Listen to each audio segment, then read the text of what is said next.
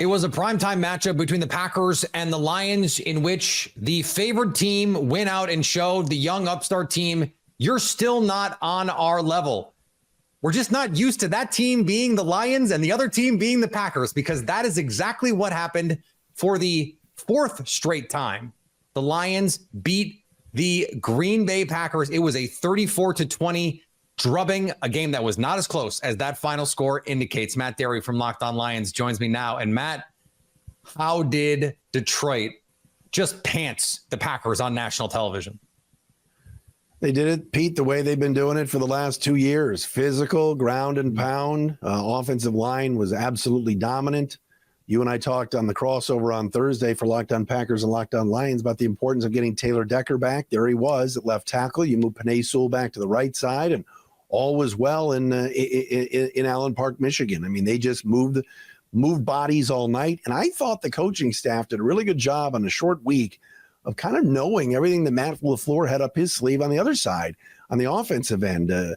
Jordan Love in that play pass game was not to be. The Lions seemed to be everywhere. It was a deep pass. It was a short pass. They were in the lanes for screens. They just knew where to go, and it was a complete domination by Detroit. I'm still stunned.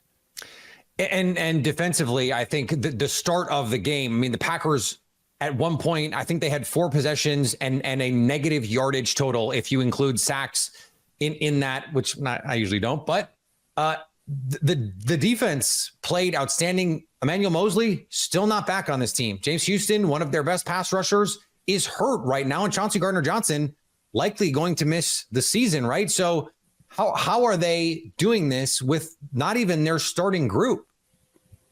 Guys have just stepped up. They've got really nice depth. You got to give Brad Holmes a lot of credit, the general manager. We talked on our shows this week about the linebacker depth, and a guy like Jack Campbell, the number 18 overall pick, who's not playing as much because Derek Barnes is really good.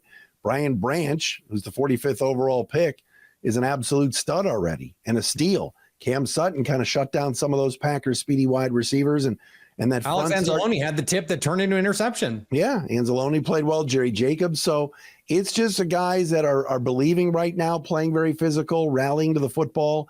It's kind of old school football. It really is. And I also think they're rested because the Lion drives are long because they're pounding the football with the ground game. And David Montgomery, 32 carries, Pete.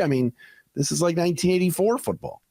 Well, and 32 carries, and he averaged 3.8 yards per carry. It wasn't like he's, dominating everything, but 43 carries for 211 yards. You're going to win a lot of football games if that's what you're able to do. In the first 4 weeks of the season, Matt, the Lions go to Arrowhead and beat the Chiefs.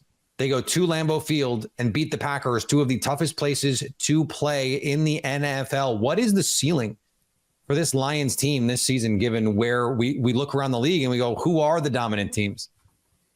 Everybody talked about it before the season. It was going to be Philadelphia and San Francisco, and then who was going to be 3. And right now, the way the Lions are playing, it looks like Detroit. Dallas is really good. Somebody else will come on. We know that. But right now, the ceiling is, just they want to win this division so bad. They want to host a home playoff game. You kind of are seeing right now they likely will do that. Packers have a nice young team, but looked overmatched tonight. Minnesota and Chicago are absolute garbage. So you got to figure the Lions are in good shape. They got to just stay healthy. They got to continue doing what they're doing. They got to keep Jared Goff upright and have that chip on their shoulder that they have. Heck, Goff on the postgame tonight, he was going off on Ryan Fitzpatrick on the set, saying he heard Fitzpatrick told him he was a poor man's Matt Ryan in the pregame, and Goff gave it to him. So these guys are playing with an edge, even off the field. They hear everything, and they're staying focused.